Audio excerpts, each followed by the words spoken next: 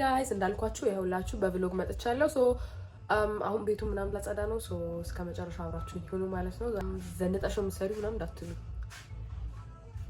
ያ አብረን እንዋል so the first thing we do is ውሃ እናመጣለን let's go ሙዚቃ ነው እየመሰልከኝ ነው እንግዲህ እንኳን በዙሪያችን ያለው Making us everything when you do that must commend it. I can keep plenty to survive with these fish.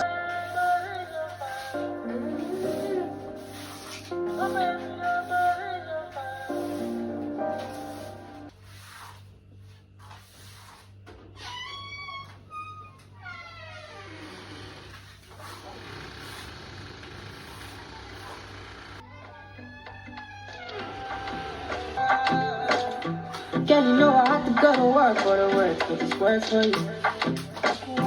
If I have to put on my health in the pussy.